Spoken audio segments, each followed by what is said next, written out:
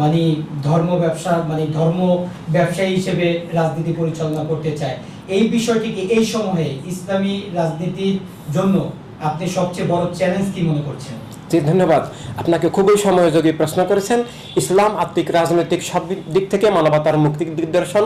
ইসলামের মালিক দয়াময় আল্লাহ তাআলার নাম রাব্বিল আলামিন, রাব্বিন নাস, মালিকিন নাস, ইলাহিন নাস, অর্থাৎ সব মানুষের জন্য আল্লাহ তাআলা রব। সব মানুষকে জীবন দিয়েছেন, জীবনের উপকরণ দিয়েছেন, জীবনের স্বাধীনতা দিয়েছেন এবং সেটা বাস্তবায়ন করেছেন আল্লাহ রাসূল সাল্লাল্লাহু আলাইহি সাল্লাম, যাকে আল্লাহ তাআলা নিজেই কোরআনুল কারীমে রাহমাতুল লিল আলামিন, অর্থাৎ সব মানুষ, সব ধর্মের, সব মতপথের সব মানুষের জন্য নিরাপত্তা, অধিকার, স্বাধীনতা, কল্যাণের উৎস হিসাবে ঘোষণা করেছেন। এবং আল্লাহ রাসূল সাল্লাল্লাহু আলাইহি সাল্লাম ইসলামের পক্ষ থেকে যে রাজনীতি দিয়েছেন সেটার নাম মানবতার রাজনীতি, অর্থাৎ সব মানুষের প্রতিনিধিত্বশীল। সেটাকে খেলাফতে ইনসানিয়াত বলা হয়, অর্থাৎ authority of life and state and all of humanity, authority of life, based on authority of life. যে রাজনীতি হতে হলে সেটা জীবন নীতি হিসাবে আসতে হবে।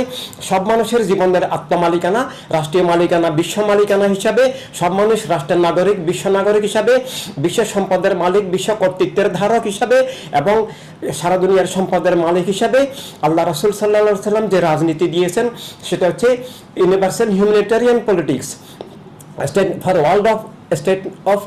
And world of universal humanity, অর্থাৎ রাষ্ট্রসভার, দুনিয়া সবার, সম্পদ সবার।